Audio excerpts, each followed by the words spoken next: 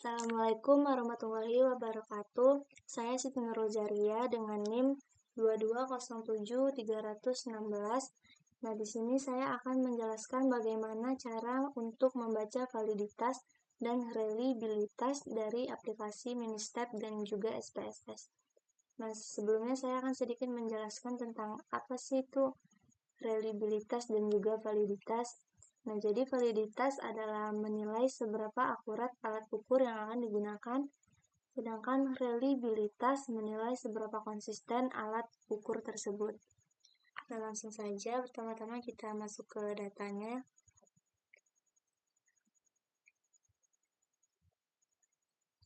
Kemudian kita blok dari item 1 sampai dengan jumlahnya untuk aplikasi SPSS.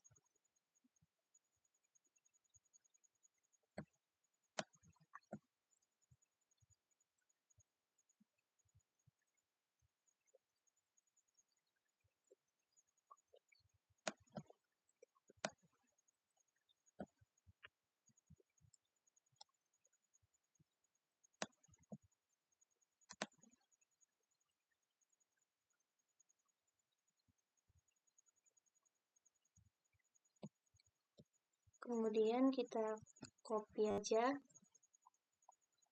Kemudian masuk ke aplikasi SPSS. Kemudian klik data view. Di item pertama kita Ctrl V aja, kita paste.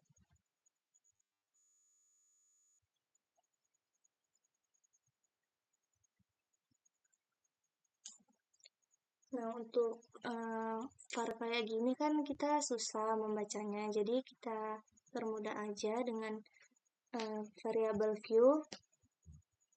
Kemudian klik nama, lalu Ctrl F, refresh, klik var 000, kemudian itemnya kita buat P, lalu replace all. Nah, kalau udah kayak gini kan jadi kita mudah membacanya. Kemudian P26 ini merupakan total, jadi kita buat aja total. Nah, untuk melihat validitas dari aplikasi SPSS ini, kita mengeklik Analyze, lalu Correlate dan Bivariate, lalu Ctrl A, pindahkan, lalu klik OK.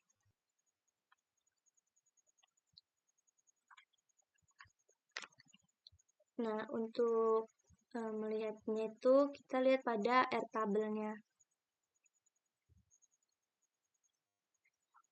Nah, dari Airtable ini pada responden 32 pada taraf 5%, yaitu 0,349.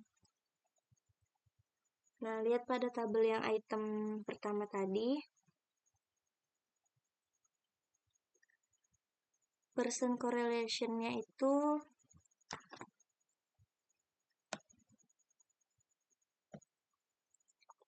totalnya di 0,493. Nah, jadi data correlation item pertama dinyatakan valid. Kemudian untuk melihat reliabilitas dari SPSS, kita ngeklik Analyze lagi, kemudian Scale, lalu klik Reliability Analysis. Nah, kemudian Ctrl A, pindahkan. Nah, untuk total kita tidak menggunakan, jadi kita balikan aja, kemudian klik OK. Nah, untuk melihat reliabilitas, kita harus memperhatikan pada tabel reliability statistik. Kalau di atas 0,6 berarti dia valid. Nah, jadi di Cronbach's Alpha ini kan dia sudah menyatakan 0,898. Nah, jadi datanya itu bisa dikatakan valid. Kemudian lanjut untuk menguji data validitas dan reliabilitas serta kesukaran soal dan daya pembeda dari aplikasi Ministep. Kita kembali ke Excel, kemudian kita blok lagi item pertama. Nah, untuk Ministep ini kita tidak menggunakan jumlahnya, jadi dari item 1 sampai 25 aja, kemudian di Ctrl C, buat file baru, kemudian Ctrl V, paste. Nah, jadi saya membutuhkan 2 space, klik insert,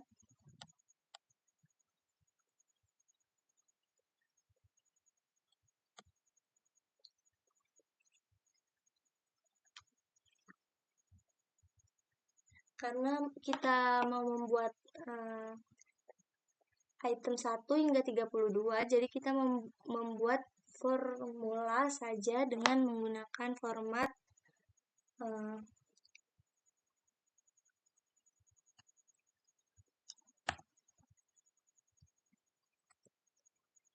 nah, untuk mempermudah kita, saya menggunakan format sama dengan klik B1, kemudian shift tambah 1, enter. Nah, kemudian tinggal ditarik saja sampai nomor 9, kemudian ini 10, nah ini 1, kemudian aku kenalan sama dengan klik B10, shift tambah 1, enter. Kemudian tarik lagi sampai 19, 10,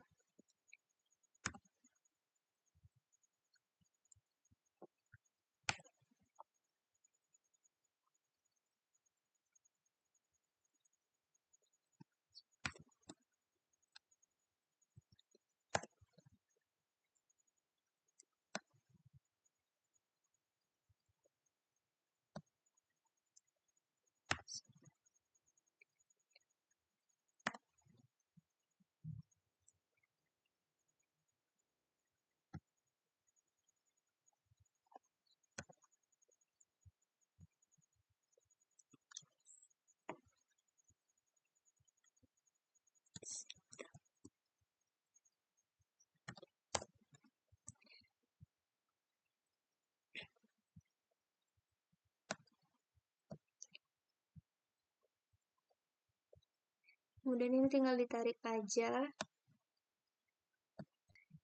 yang 2 ini juga,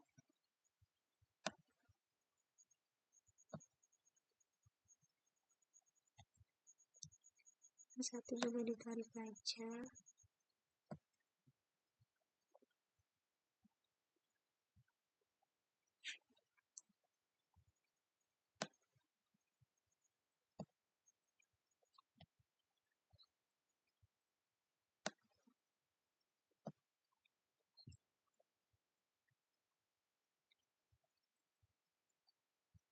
Kemudian kalau udah selesai kita blok aja semuanya.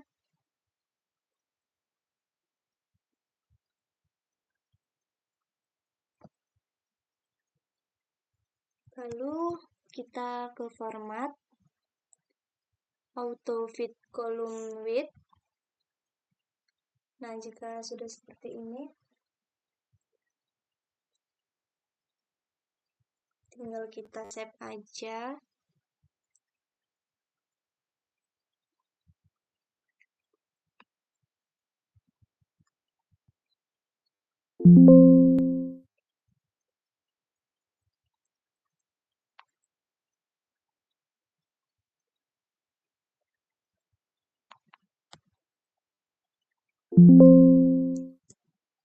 Buat aja data mentah.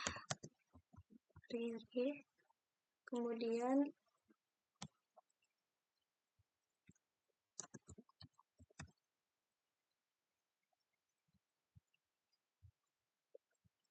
Kemudian format penyimpanannya kita buat format teks space delimit, lalu save.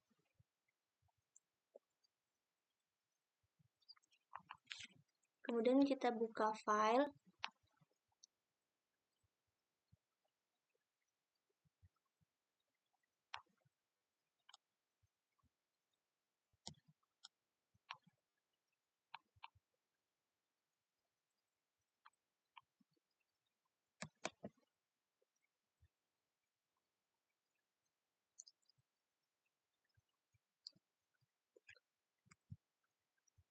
Kemudian karena ini masih berbentuk Word, kita buka aja Notepad. Kemudian klik File dan Save As. Untuk menjadi pembeda, kita tambahkan fix.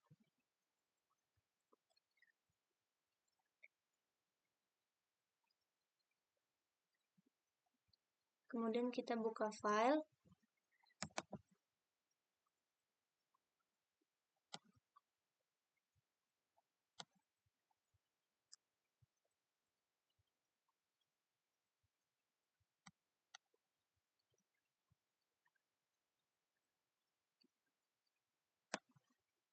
Lalu datanya kita tarik aja dan kita gabungkan ke Ministep. Kemudian klik Data Setup, lalu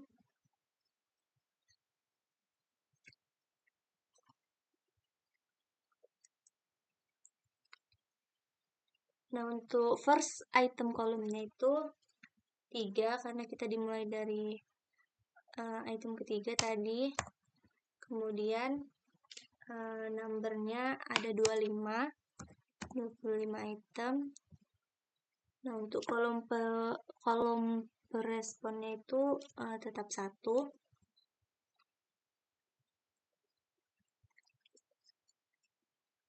Lalu tinggal kita mengganti nomor label dengan mengeklik selanjutnya kita refresh terlebih dahulu datanya. Nah, kalau sudah muncul, kita klik Scan Data for Code. Nah, di sini sudah muncul 1, 2, 3, 4, dan 5. Kemudian kita ganti nama itemnya agar lebih mudah. Nah, di sini tidak bisa ditarik-tarik seperti tadi ya teman-teman. Jadi kita harus melakukannya secara manual.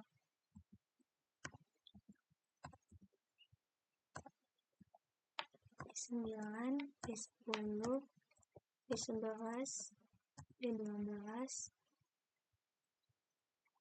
P13, P14, P15, P16, P17, P18, P19, P20, P21, P22, P23, P24, yang terakhir P25. Kemudian klik item labels OK.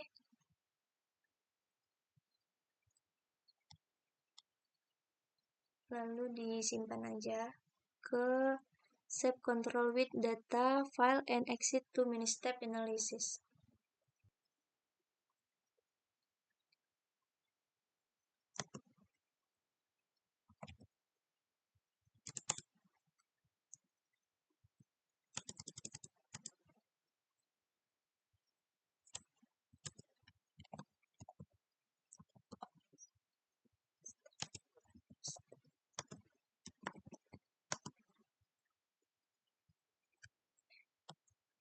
Nah, kalau udah di save, klik yes. Kemudian enter 2 kali. Nah, Nah, ini sudah muncul. Kemudian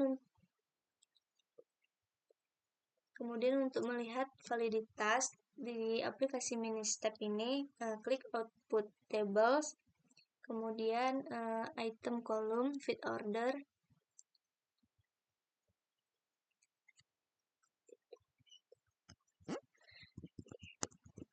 Untuk melihat outfit MNSQ,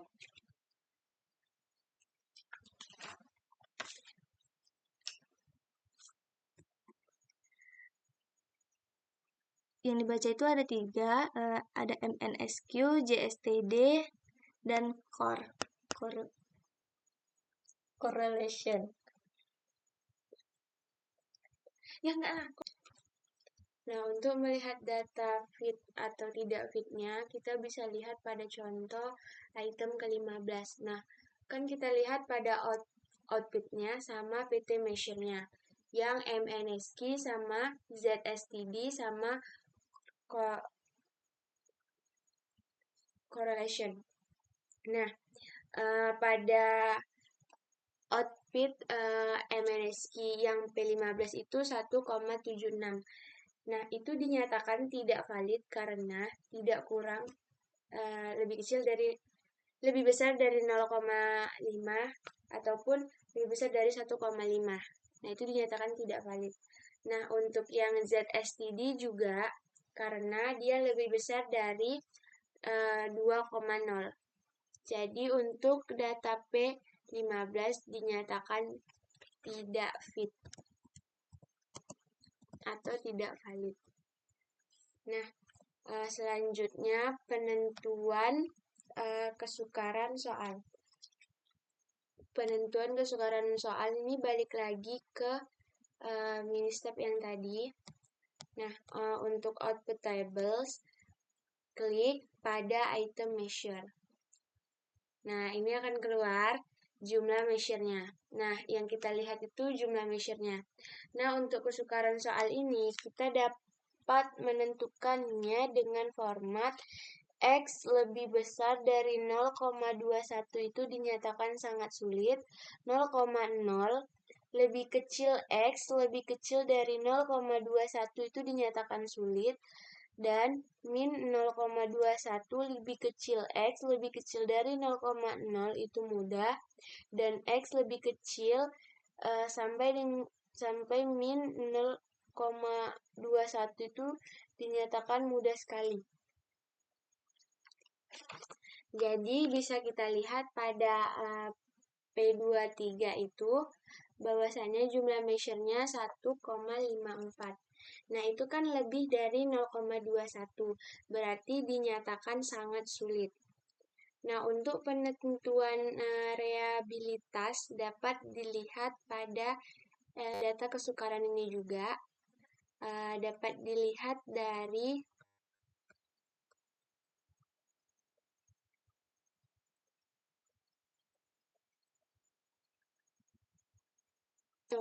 mohon maaf teman-teman, dapat dilihat dari data yang tadi, output.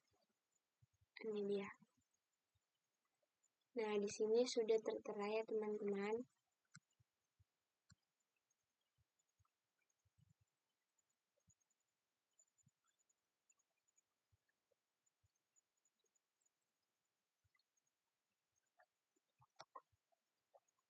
Enggak, pada measure-nya teman-teman, mohon maaf. Nah, di sini dapat kita lihat pada tabel yang ini, yaitu menunjukkan percent reliability.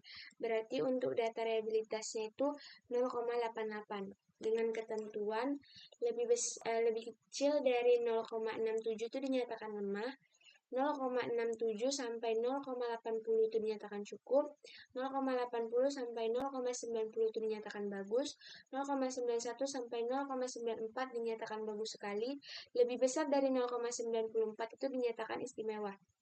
Jadi, karena itu tertera 0,88, maka itu dinyatakan bagus sekali. Selanjutnya yang terakhir yaitu daya pembeda. Daya pembeda dapat kita lihat pada separation-nya ini. Nah, di situ kan separation-nya 2,69. Untuk daya pembeda sendiri memiliki rumus 4 dikali separation ditambah 1 dibagi 3. Jadi karena separationnya itu 2,69, berarti 4 dikali 2,69 ditambah 1 dibagi 3. Sama dengan hasilnya 3,92, dan kita bulatkan menjadi 4. Dapat disimpulkan, berarti butir soal mampu membedakan 4 instrumen tersebut. Dan untuk daya pembeda di sini dinyatakan bagus. Mungkin hanya itu yang dapat saya sampaikan. Apabila ada terjadi salah informasi ataupun salah penyampaian saya mohon maaf. Saya akhiri. Assalamualaikum warahmatullahi wabarakatuh.